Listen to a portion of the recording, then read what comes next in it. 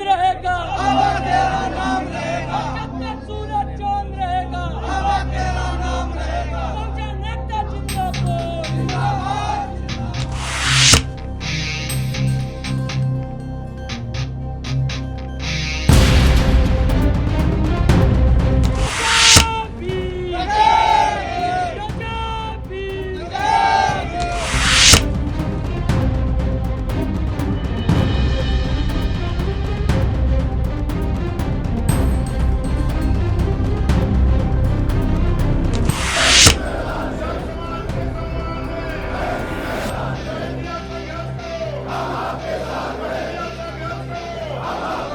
सोच रहे थे कि हम सब एकत्र होके बोधी बिहार को वहां बचाने पहुंचेंगे।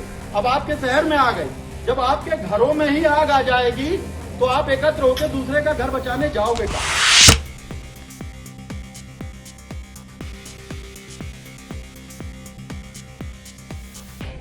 कि जिस समाज का शासक होता है उसका शोषण नहीं होता है।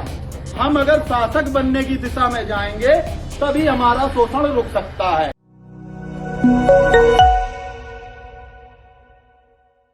दोस्तों, इस देश में नफरत का कोई अंत नहीं है। इस देश में लगातार एक दूसरे के खिलाफ वैमनस्य इस कदर बढ़ गया है कि पहले से स्थापित पार्क, महापुरुषों देवी देवताओं के नाम पर स्थापित पार्क, उग्र हिंदुत्व की भावना के नीचे कुचले जा रहे हैं। वीडियो की शुरुआत में मैं आपसे यह बात इसलिए कह रहा हूं क्योंकि इन कृत्यों पर बहन कुमारी मायावती जी को बोलना पड़ा है। यह मामला उत्तर प्रदेश के कानपुर का है। कानपुर में दोस्तों एक इलाका है इंदिरा नगर, वहां का यह मामला है। अब ये जरा हेडलाइन देखिए, गौतम बुद्धा पार्क के पीछे खाली जमीन पर ज्योतिर्लिंग। यह हिंदुस्तान अखबार की खबर है, लेकिन इस खबर का सच मैं आपको उससे पहले दिखाता हूं। यह हेडलाइन आपने देख ली, अब जरा यह खबर देखिए क्या लिखा हुआ है। हेडलाइन पढ़िए, 15 करोड़ से शिवालय पार्क में परिवर्तित होगा गौतम बुद्धा पार्क। उग्र हिंदुत्व और मनुवादी व्यवस्था का यह सबसे बड़ा उदाहरण है। आप ये देख लीजिए, साफ तौर पर देख लीजिए। ये वही देश है जहां मस्जिदों को ढहा दिया जाता है। ये वही देश है जहां बुद्धा के नाम पर, गौतम बुद्ध के नाम पर बने पार्कों का एक तरीके से डिमोलिशन करके, या यूं कहें कि उनको परिवर्तित करके हिंदुत्व की छाप उन पर छापी जा रही है। इसमें बताया गया था कि प्रयागराज की तर्ज पर 12 ज्योतिर्लिंग जो है वहां पर स्थापित किए जाएंगे और वहां पर इसी पार्क को जो है शिवालिक पार्क जो है बना दिया जाएगा, उसके नाम से जाना जाएगा, शिवालय पार्क। गौतम बुद्ध पार्क को शिवालय पार्क जो है बनाने की तैयारी चल रही थी, लेकिन बहन कुमारी मायावती जी ने इसको लेकर के जोरदार मोर्चा खोल दिया है। आज के इस वीडियो में मैं इस पूरी कहानी से आपका पर्दा उठाऊंगा कि किस तरीके से गौतम बुद्धा पार्क से लगातार आप समझिए उस पार्क के खिलाफ उसको हटाने की कोशिश, उसके नाम बदलने की कोशिश लगातार की जा रही। इस पूरी खबर के बारे में बताऊंगा। अब जरा ये हेडलाइन आप देखिए।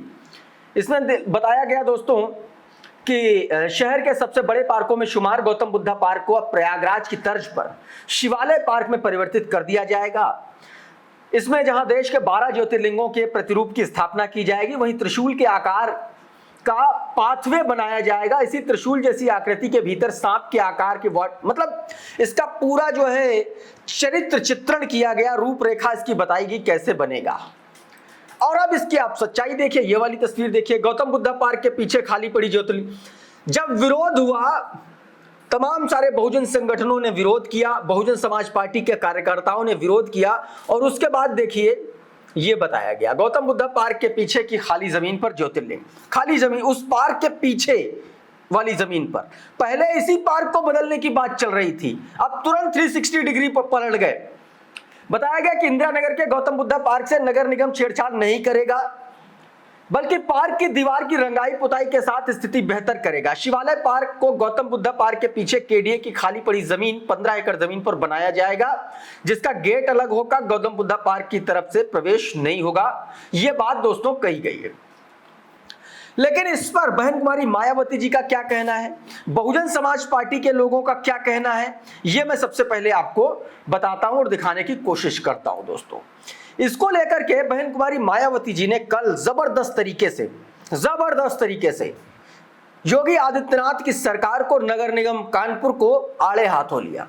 उन्होंने ट्वीट करते हुए लिखा, आपकी स्क्रीन पर देखिए जरा, वो लिखती हैं कि भारत के संविधान के अनुसार भारत एक धर्मनिरपेक्ष देश है जहां के विभिन्न धर्मों एवं जातियों के लोग रहते हैं तथा हर धर्म के लोगों के अपने अपने पूजा स्थल हैं, जिसके तहत ही कानपुर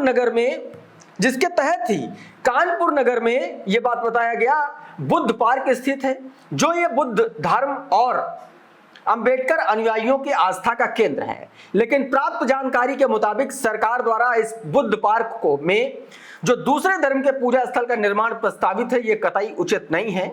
सरकार इसे तत्काल रोके, वरना यहां के लोगों के बीच अशांति एवं घृणा फैल सकती है। एक ऐसा व्यक्ति, मैं मायावती जी की बात कर रहा हूं, across the party line, across the leadership, इन सब को अगर मिला भी लें तो मायावती जी ने जो ये बात कही है ना, एक एक शब्द, एक एक लफ्ज संविधान के अनुसार है। वो चंद्रशेखर की भाषा भी बोल सकती थी, चंद्रशेखर ने भी चिट्ठी लिखी है, उनकी भाषा भी बोल सकती थी, लेकिन नहीं, चंद्रशेखर में और मायावती जी में यही फर्क है। उन्होंने जितने सधे शब्दों में अपनी बात पहुंचाई है ना सरकार तक, जिस तरीके के शब्दों में बात पहुंचाई है, वो बताता है कि ये देश सर्वधर्म समभाव का देश है और इसमें हर धर्म की अपनी पहचान बनी रहनी चाहिए, उससे छेड़छाड़ नहीं होनी चाहिए। यह बताता है मायावती जी का ये ट्वीट। साफ तौर पर देखिए किस तरीके से उन्होंने बताया। सबसे पहले शुरुआत की धर्मनिरपेक्ष, फिर बताया कि विभिन्न धर्मों और जातियों के लोग रहते हैं, फिर बताया कि सबके अपने अपने पूजा स्थल हैं, फिर बताया कि उसके बाद घटना पर आई कि बहुजन समाज के तमाम सारे लोग बौद्ध धर्म को मानते हैं और अगर वहां पर इससे कोई छेड़छाड़ होती है तो अशांति और घृणा फैलेगी समाज में, जो ठीक नहीं है। यह होता है एक बड़े नेता का मैच्योर बयान, बड़े नेता का एक सधा हुआ और सटीक बयान। इस बयान के बाद दोस्तों, अब योगी आदित्यनाथ की सरकार, ऐसा कहा जा रहा है कि उसने अपना पूरा प्लान बदला और उसके बाद इस तरीके की खबरें सामने आई कि वहां पर नहीं, उसके पीछे वाली जमीन पर इस तरीके के दोस्तों पार्क बनाए जाएंगे।